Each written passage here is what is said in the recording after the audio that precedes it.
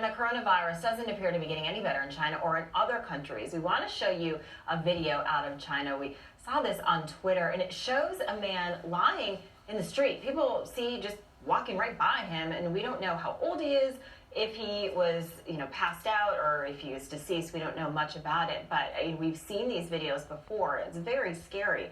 Meantime, in Kazakhstan, there is an unconfirmed report that folks in the region are burning down Chinese restaurants and shops due to the coronavirus.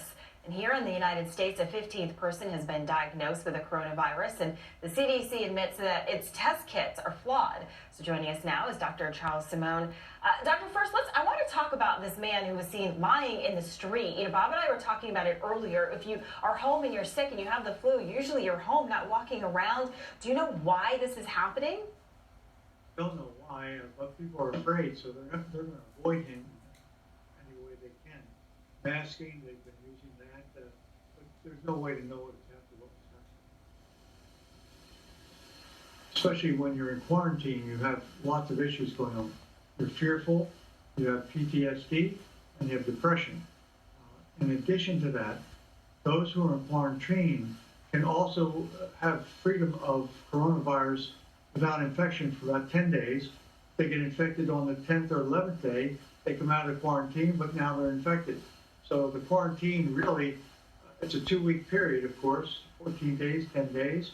But if you get infected on the 12th day, you're going to be an infected person and be able to spread that infection once you leave quarantine. That's the danger of quarantine. Dr. Simone, our audio wasn't great at the beginning, so I wanted to make sure we were clear on, we're showing this video of a guy lying in the street. Now, this isn't the first person we've seen, and this is being represented to us that these people have died due to coronavirus. When you're sick with the flu, you're usually at home or at the hospital, you're not walking around. Does this provide any kind of information to you on the virus itself? No, not exactly. This is not as virulent as most people think. It is spreading, of course, contagious through droplets in the air, aerosol spray.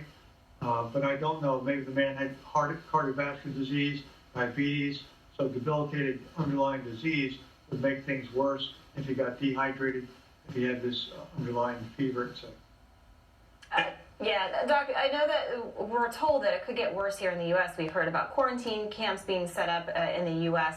Do you think it's going to get worse?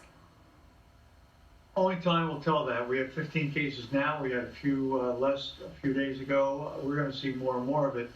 People are quarantined in military bases in our country right now.